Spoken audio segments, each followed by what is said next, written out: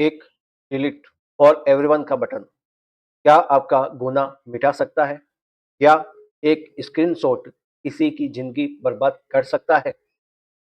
हम दिन भर व्हाट्सएप पर हजारों बातें करते हैं, ईमेल्स भेजते हैं, कभी गुस्से में तो कभी प्यार में, तो कभी बिजनेस के लिए। लेकिन क्या आपने सोचा है कि वही एक ब्लू टिक वाला मैसेज आपको जेल भेज सकता है, या वही एक पुराना ईमेल आपको कोर्ट में करोड़ों ऑन इंसाफ दिला सकता है? आज द निरेक एकेडमी में हम पर्दा उठाएंगे डिजिटल दुनिया के उस कानून से जो अब पहले से ज्यादा खतरनाक और ताकतवर हो चुका है। आज के डिजिटल इंडिया में अपराध बदल चुके हैं। अब दुश्मनी शब्दों पर कम और व्हाट्सएप ग्रुप में ज्यादा दिखती है। सवाल यह है, क्या कोर्ट की वर्चुअल बातों को रियल सबूत मानता है? पहले लोग सोचते थे कि फोन रीसेट कर दिया तो सब खत्म, लेकिन आज आपका डिलीट किया हुआ डाटा भी आपके खिलाफ सबसे बड़ा गवाह बन सकता है। चाहे वो डिवोर्स का केस हो, पैसे का लेन देन हो या कोई बड़ा scam, digital evidence is now the king of evidence. भारतीय साक्ष्य अधिनियम 2023 और ओल्ड लॉ, आपका इंडियन एविडेंस एक्ट का पहले सेक्शन 65 बी के चक्कर में फेस रहते थे। सर्टिफिकेट की माथापच्ची होती थी, लेकिन अब नया दौर आ चुका है भारतीय साक्ष्य अधिनियम PSA 2023 का, जिसमें आपके प्राइमरी एविडेंस जो कि सेक्शन 57 58 भारतीय साक्ष्य अधिनियम के, अब डिजिटल रिकॉर्ड को प्राइमरी एविडेंस की कैटेगरी में भी मजबूती से रखा गया है। अगर आपने डायरेक्टली अपने फोन से चैट दिखाया है तो वो प्राइमरी होगा। और सेक्शन 63, ये सेक्शन पुराने सेक्शन 65 बी की जगह लेता है और ये बताता है कि electronic records like email, WhatsApp, server logs को कैसे प्रूव किया जा सकेगा। इनकी एडमिसिबिलिटी व्हाट्सएप चैट सबूत है, लेकिन दो शर्तों पर। पहली शर्त, वो ऑथेंटिक होनी चाहिए, टेम्परिंग नहीं हो।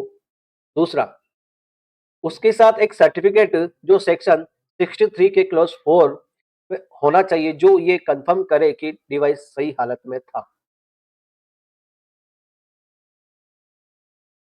एक एग्जांपल देता हूँ। एक मिसाल देखिए। एक लड़की ने अपने मंगेतर यानी फियांसी पर धोखेधड़ी का केस किया।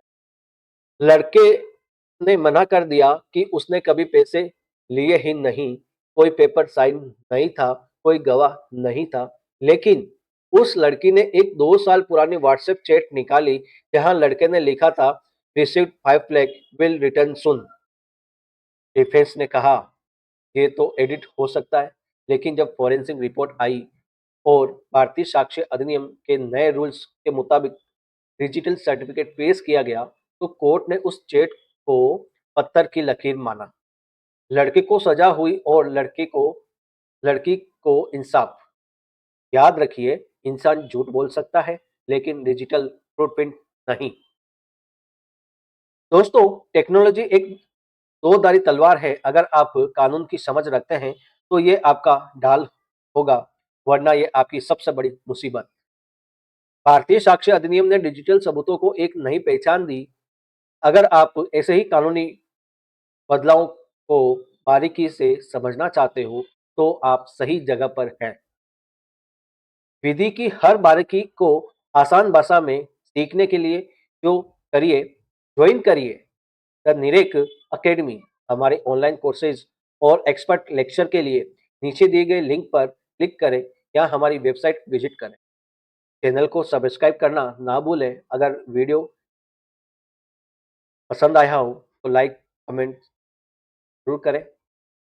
अगला वीडियो किस टॉपिक पर होना चाहिए कमेंट में बताएं।